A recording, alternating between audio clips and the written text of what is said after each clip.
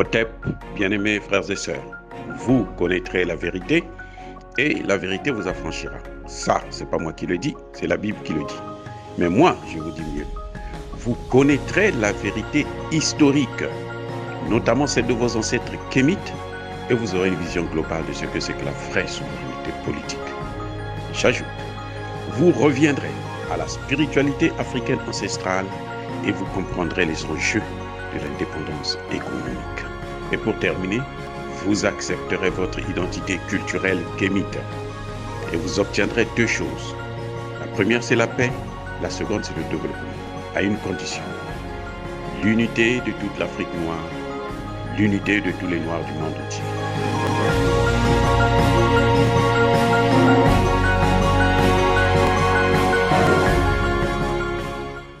Otep à tous, bienvenue sur la chaîne des panafricanistes, par essence, par conviction et par excellence. Celle des citoyens kémites, par nécessité et obligation de combat. Nous sommes une chaîne qui n'est guidée que par nos ancêtres, et rien que par les ancêtres qui appartiennent à l'égrégore du monde noir. Par conséquent, nous ne croyons en aucun Dieu venu de l'étranger. Toutefois, cette vidéo n'est aucunement destinée à inciter à la haine ou à la violence, car nous menons un combat politique, géopolitique et géostratégique contre l'impérialisme, le colonialisme, le néocolonialisme et l'endocoloniat, sur la base du principe fondamental que nos ancêtres nous ont laissé, qui est celui de la Mahat, c'est-à-dire vérité et justice. Donc, vous êtes en droit de connaître la vérité et nous avons l'obligation de vous dire la vérité et rien que la vérité, afin que justice soit rendue à l'Afrique. C'est pour ainsi dire notre modeste contribution dans cette noble lutte en faveur de la souveraineté, la dignité et l'unité africaine. Et ça, c'est le panafricanisme. Oui, bien-aimés frères et sœurs, nous allons vous parler des principaux traités internationaux que les États-Unis, en tant qu'État de droit, n'ont jamais signés.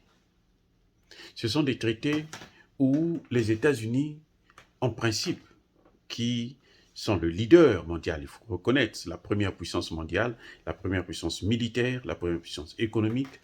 Maintenant, on est en train ils se disputent la place dans les deux domaines, avec la Russie d'une part, mais aussi avec la Chine. Mais il faut reconnaître que les États-Unis, c'est une grande puissance. C'est un modèle des autres États. Mais elle ne signe pas certains accords qui sont pourtant très importants. Je veux vous parler d'abord de, voyons, quel traité? La Convention contre le travail forcé du 28 juin, adoptée le 28 juin 1930. Les États-Unis n'ont jamais signé cette convention. On peut citer aussi la Convention Otep à tous, bienvenue sur la chaîne des panafricanistes, par essence, par conviction et par excellence. Celle des citoyens kémites par nécessité et obligation de combat.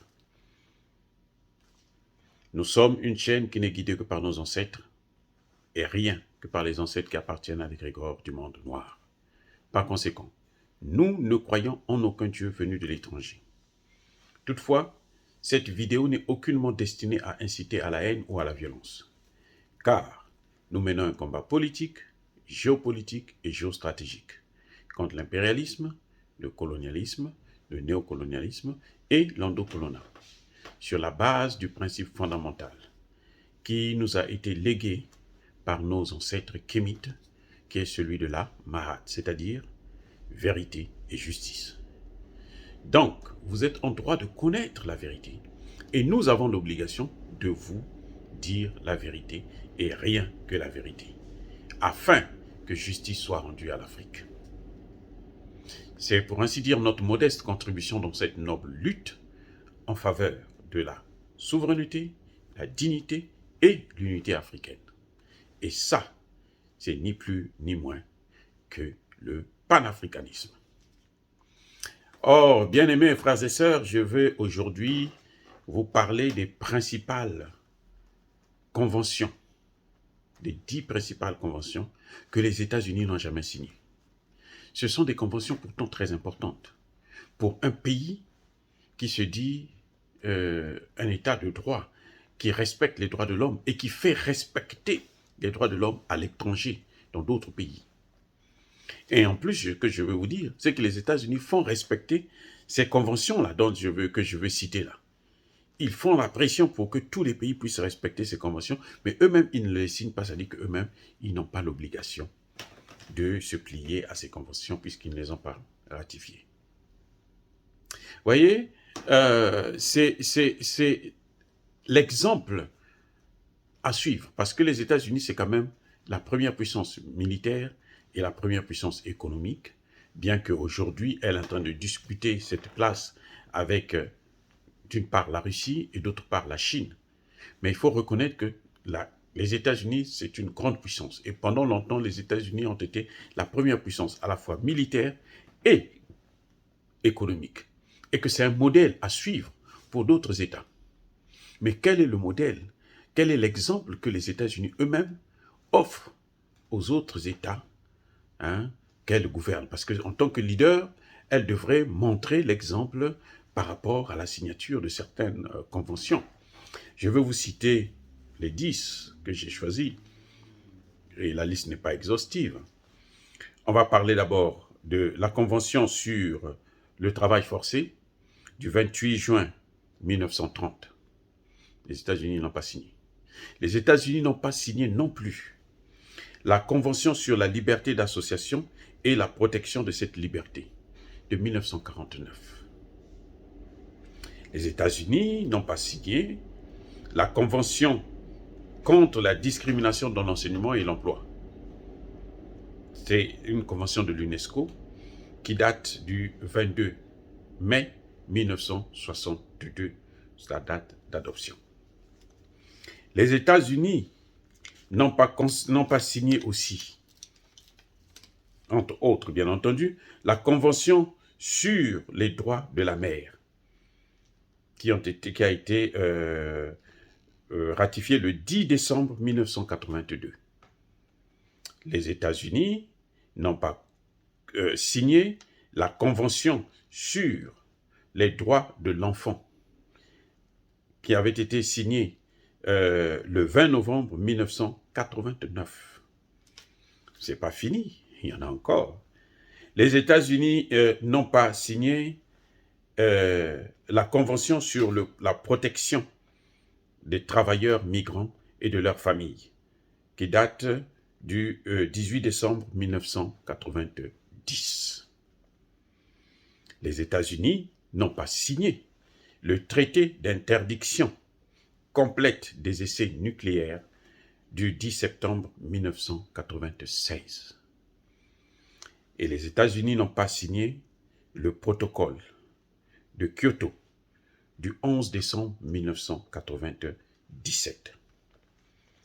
Et ensuite, les États-Unis n'ont pas signé le statut de Rome, celui qui concerne pour la création de la Cour pénale internationale du 17 juillet 1998, qui devrait être effective le 1er juillet 2002. Voilà, bien-aimés frères et sœurs, les conventions. Il y a encore une autre, la dernière que je voulais citer, la 10e, c'est que les États-Unis n'ont pas signé le traité d'interdiction d'armes nucléaires, qui a été signé le 20 septembre 2017 et qui devrait être effective le 22 janvier 2021. Et toutes ces conventions, comme vous l'avez vu, l'interdiction des essais nucléaires, les États-Unis font la pression.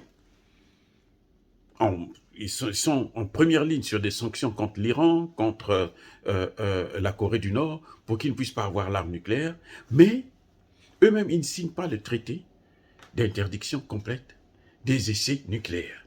L'interdiction de la fabrication, de la production d'armes nucléaires. C'est un peu contradictoire. au rôle que devraient jouer les États-Unis. Parce qu'il faut reconnaître que c'est une grande puissance, donc c'est un modèle. Nous avons tous, quand on est enfant, on a toujours un modèle à suivre. En général, c'est son père, mais ça peut être aussi son oncle, ça peut être son frère, ça peut être un grand frère du quartier, ça peut être quelqu'un d'autre qui a réussi, qui est médecin, qui est pilote, qui est avocat et tout. On veut aussi être médecin, pilote, avocat. On suit un modèle. Mais quel est le modèle que les États-Unis nous offrent en refusant de signer des conventions aussi importantes? Les États-Unis ne se sont pas gênés de soutenir le fait de prendre, comment on appelle, Charles Taylor, de l'amener à la Cour pénale internationale. Mais les États-Unis n'ont jamais signé le protocole. Le traité de Rome, ils n'ont jamais signé ça. Mais ils prennent quand même des gens qu'ils amènent là-bas. Et entre-temps, ils vont signer avec d'autres pays des accords bilatéraux pour que si les Américains commettent un seul acte criminel, génocidaire, qu'ils ne puissent pas être poursuivis dans ces pays. Le cas du Congo, par exemple, mon pays, le Congo-Brazzaville. Si un Américain commet un crime au Congo-Brazzaville, on ne peut pas le juger. On n'a pas le droit de le juger, on doit le renvoyer aux États-Unis. C'est au mieux qu'aux États-Unis qu'on peut le juger. Et nous savons qu'en général, les crimes internationaux comme ça se font avec l'aval d'un État. Ce sont des mercenaires qui exécutent ce genre de crimes. Et donc, même si vous les arrêtez, vous devez les libérer. C'est ce qui s'est passé. Vous avez vu le cas où ceux qui ont les casques bleus qui ont tenté de tuer et d'assassiner le président Touadéra au Centrafrique ont été acquittés, libérés. Ça y est, ils peuvent faire ce qu'ils veulent. Eux, ils sont libres. C'est le droit, la licence de tuer. Donc voilà, ce sont ces conventions-là. Comment vous interdisez à la Corée d'avoir l'arme nucléaire et vous ne signez pas le protocole qui interdit la fabrication d'armes nucléaires? Mais vous êtes en première ligne pour prendre des sanctions, pour punir ceux qui essayent de vouloir rentrer dans ce domaine-là, qui essayent de vouloir avoir... Et vous n'assurez pas leur sécurité et ils ne sont pas en sécurité. Quand un État ne se sent pas en sécurité, il est obligé de prendre des mesures pour sa sécurité. Même la protection, les droits sur la protection des enfants, la liberté d'association, ils refusent de signer ça. Mais c'est quand même un modèle. Et quel type de modèle, quel type d'exemple que les États-Unis donnent à d'autres États, à d'autres pays? Point d'interrogation. C'est à vous de juger. Dire cela, c'est inciter à la haine ou à la violence? Non. J'assume mes propos. Parce que vous pouvez aller faire des recherches pour voir si ce que j'ai dit est faux. Mais je vous répète et je vous rappelle que nous sommes une force tranquille. Il n'y a pas colère, il y a malembe. Soyez bénis les gars, j'ai dit.